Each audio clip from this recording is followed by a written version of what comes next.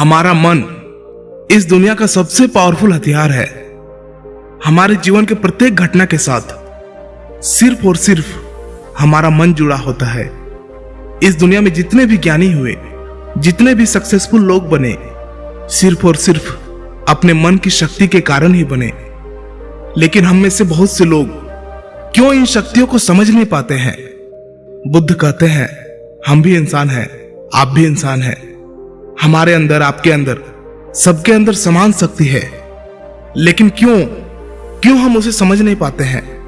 जो इन शक्तियों को समझ गया वह ज्ञानी बन गया। जो अपने मन की शक्तियों को संग्रह करना सीख लिया, उसके लिए उसका जीवन आसान हो जाता है। वह अपने जीवन में जो कुछ भी चाहता है उसे वह पा लेता है। गौतम बुद्ध कहते हैं कि सभी में बुद्ध बनने की योग्यता है, क्योंकि वह जानते हैं कि शक्ति वो हर इंसान में मौजूद है। लेकिन उस शक्ति का सही उपयोग हम नहीं कर पाते हैं। कुछ शक्तियों का उपयोग हम कर लेते हैं और कुछ शक्तियों को हम व्यर्थ में ही छोड़ देते हैं। आइए इसे एक छोटी सी कहानी से समझते हैं। इस कहानी को अंत तक जरूर समझना। अगर आपने इसे समझ लिया तो आप अपने जीवन में अपने मन के द्वारा, अपने मन की शक्तियों के द्वारा बहुत कुछ कर सकते हैं, बहुत कुछ पा सकते हैं। एक गुरु का शिष्य अपने गुरु की तरह बनना चाहता था। गुरु भी अपने उस शिष्य को अपने से महान बनना देखना चाहते थे, इसलिए उन्होंने हर तरह की शिक्षा उसे दी। लेकिन शिष्य को बहुत ही जल्द बहुत कुछ बनना था। शिष्य को हमेशा लगता था कि गुरु उसे सब कुछ नहीं बता रहे हैं, जिस कारण वो सफल नहीं हो पा रहा है। तब उसने सोचा, क्यों ना मैं गुरु का पीछा करूं। वो दिन भर क्या क्या करते हैं, क्यों ना मैं उन्हें देखूं। तब से वे छुप छुप कर गुरुदेव को देखने लगे। सुबह उठने से लेकर शाम तक गुरु क्या क्या करते थे, कहां जाते थे, कैसे ध्यान करते थे, कैसे भोजन करते थे, क्या बोलते थे, किस तरह चलते थे, ये सभी चीजें उनका शिष्य उसे छुप छुप कर देखने लगा। और वह भी वही सब कुछ करने लगा जो उसके गुरु दिनचर्या में करते थे। एक दिन गुरु ने सुबह देखा कि उनका शिष्य उनके साथ साथ चल रहा है। वह भी उस नदी में नहाया जहां पर गुरुदेव नहा रहे थे। वह भी उस चट्टान पर पहुंचा जहां पर बैठकर गुरुदेव ध्यान करते थे। और गुरु के चट्टान पर बैठने से पहले ही वह उस चट्टान पर बैठ गया और ध्यान करने लगा। यह देखकर गुरुदेव मुस्कुराए और वहीं पास के ही दूसरे चट्टान में जाकर बैठ गए और ध्यान करने लगे। शिष्य ने सोचा कि गुरुदेव कुछ कहेंगे, लेकिन किसी की आवाज ना आते देख उसने अपनी आंखें खोलकर देखा। फिर उसने सोचा कि शायद गुरुदेव महीने में किसी एक दिन उस दूसरे चट्टान पर बैठकर ध्यान करते हैं। शिष्य की ये हरकतों को देखकर गुरु को पता चल गया था कि उनका शिष्य उनके तरह बनने के लिए उनका नकल कर रहा है। तब एक दिन गुरु एक पेड़ के डाल पर बैठकर सो गए। शिष्य ने सोचा शायद रात में पेड़ के डाल पर सोने से कुछ प्रभाव पड़ता होगा, इसीलिए गुरुदेव वहां पर सोए हैं। और वह भी उसी पेड़ की दूसरी डाल पर जाकर सो गया।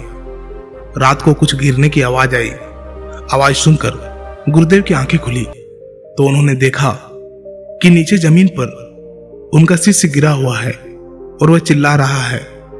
उन्होंने शिष्य को उठाया और कहा कि जब भी तुम बिना सोचे समझे किसी दूसरे के राह पर चलते हो या उसकी नकल करने की कोशिश करते हो, तब तुम ऐसे ही गिरोगे जैसे आज गिरे हो। शिष्य ने कहा, गुरुदेव मैं तो सिर्फ आपकी तरह बनने की कोशिश कर रहा था। गुरु ने कहा कि तुम अगर बंदर की तरह नकल करने लगोगे तो हो सकता है कि बहुत प्रयासों के बाद हर काम करने लगो जो बंदर करते हैं। पर क्या इंसान होने के बावजूद बंदर होना उचित होगा? शिष्य ने कहा, नहीं गुरुदेव, इंसान बनना ही ज्यादा उचित है। लेकिन गुरुदेव मैं अपने मकसद में कैसे सफल बन सकता हूं? मैं कैसे अपने आप को जान सकता हूं, पहचान सकता हूं? मैं तो बस यह देख रहा था कि आप क्या करते हैं, शायद उससे मुझे कोई रास्ता मिल जाए। गुरु ने कहा, जिस प्रकार शरीर को चलाने के लिए भोजन की आवश्यकता होती है। भोजन अगर शुद्ध है तो शरीर में शक्ति भी शुद्ध होती है।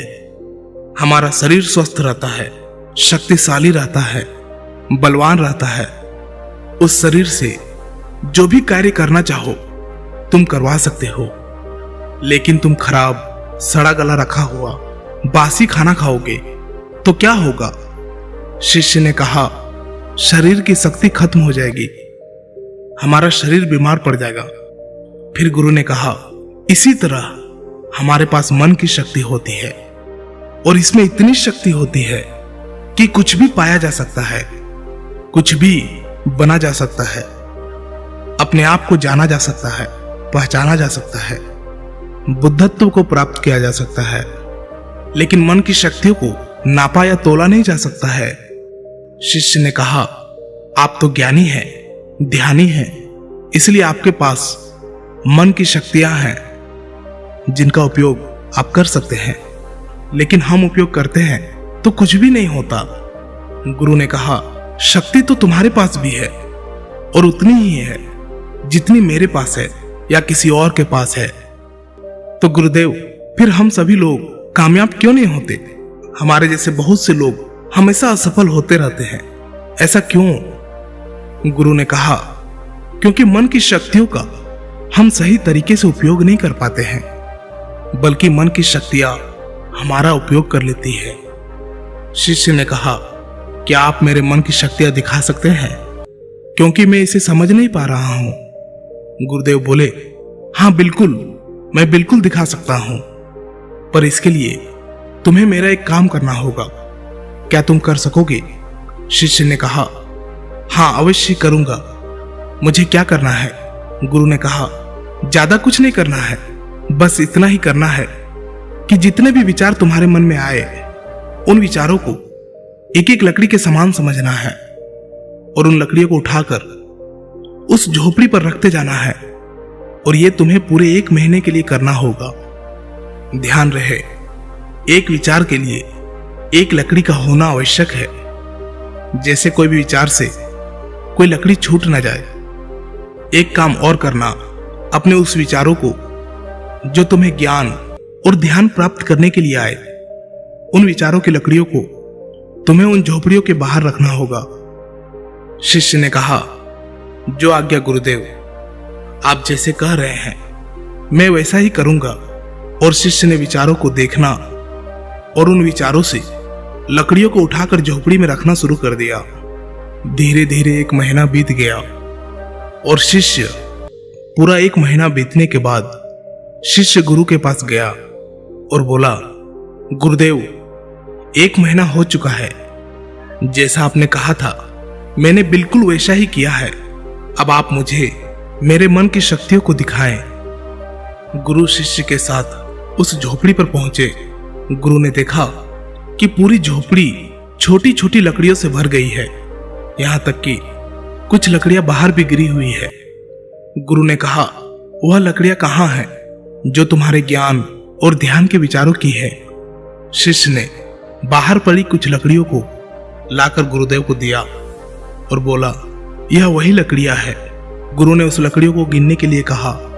जब शिष्य ने ज्ञान और ध्यान की लकड़ियों को गिना तो वो 26 लकड़ियां पाया। गुरु ने कहा, बस तुम्हें एक काम और करना है, यह काम बहुत छोटा सा है, क्या तुम कर सकोगे? शिष्य ने कहा, जी गुरुदेव, आप जो कहेंगे मैं जरूर करूंगा, बताइए मुझे क्या करना है। गुरु बोले, ये जो लकड़ियां तुमने इकट्ठे किए हैं इसे एक साथ बांधकर उस नदी में फेंक कर आओ। गुरु की ये बात सुनकर शिष्य घबरा गया और बोला, गुरुदेव, ये कैसे हो सकता है? इतनी लकड़ियों का भार मैं कैसे उठा पाऊंगा? गुरु बोले, क्यों नहीं उठा पाओगे? जब इतने विचारों का भार तुम दिमाग में रखकर घूमते हो तो इन लकड़ियों को क्यों नहीं उठा सकते? शिष्य ने कहा, लेकिन गुरुदेव, विचारों में तो वजन नहीं होता। गुरु बोले, विचारों में भी वजन होता है। देखो, तुम्हारे बेकार के विचारों के नीचे तुम्हारे मकसद के विचार, ध्यान और ज्ञान के विचार कितने हैं? तुमने अपने मन की सारी शक्तियां इन बेकार के विचारों में लगा दी है। जो झोपड़ी में भरी पड़ी है और केवल 26 लकड़ियों के साथ ही तुम ध्यान और ज्ञान को पाना चाहते हो। शिष्य ने कहा, आप ठीक कह रहे हैं गुरुदेव, पर मैं अब क्या करूं? गुरु ने कहा, तुम अभी अपने ज्ञान और ध्यान की ओर बढ़ना चाहते हो और यही तुम्हारा लक्ष्य है, तो इन बेकार के विचारों को नदी में बहा दो। शिष्य ने कहा, लेकिन गुरुदेव, इतनी सारी लकड़ियों को मैं सर पर नहीं उठा पाऊंगा। गुरु ने मुस्कुराते हुए कहा, तो एक एक करके इसे फेंक दो। 1 महीने में, 2 महीने में, जितना भी समय लगे लगाओ, लेकिन अपने सर से, अपने मन से इन बेकार के विचारों को फेंक डालो। याद रहे, एक विचार छूटने पर नदी में सिर्फ एक ही लकड़ी फेंकना है। शिष्य ने जिन लकड़ियों को 1 महीना में इकट्ठा कर लिया था, उसे फेंकने में 3 साल लग गए। एक विचार छोड़ने पर वह एक लकड़ी नदी में फेंक देता। अब उसके पास केवल 26 लकड़ियां ही बची थी, जो उसके ध्यान और ज्ञान की थी। उसके पूरे मन की शक्ति ध्यान और ज्ञान पर लगी हुई थी। कोई भी बेकार के विचार उसके मन में नहीं था। एक दिन ध्यान करते हुए वह उठा और गुरुदेव के पास गया और कहा, गुरुदेव, ऐसा लगता है कि मैं कहीं अटक गया हूं और मैं आगे नहीं जा पा रहा हूं। गुरु ने कहा, उन 26 लकड़ियों को छोड़ने का समय हो गया है, छोड़ दो उन्हें। शिष्य ने उन 26 लकड़ियों को छोड़ने में 1 साल लगा दिया और जब उसने आखिरी लकड़ी को नदी में डाला, तब वो वही नदी के किनारे बैठ गया और बैठा ही रहा। गुरु ने अपने शिष्य को नदी के किनारे ढूंढते हुए वहां पहुंचे। गुरु शिष्य को देखकर वह जान गए कि वह संपूर्ण शक्ति में खेल रहा है। शिष्य ने गुरु की ओर देखा और दोनों ही एक दूसरे की ओर देखते हुए बिना कुछ कहे वापस चले गए। हमें भी अपने जीवन में मन की शक्तियों का उपयोग करना सीखना चाहिए। अगर हमने ऐसा कर लिया तो हम जीवन में वो सभी असंभव काम, जो कुछ भी हम पाना चाहते हैं, हम उसे पा सकते हैं। हमारी शक्ति हजारों लाखों विचारों के रूप में हमारे मन में बिखरी पड़ी है। इसमें कुछ अच्छे विचार भी है, कुछ बुरे विचार भी है। बस हमें अपने अच्छे विचारों को पकड़ना है।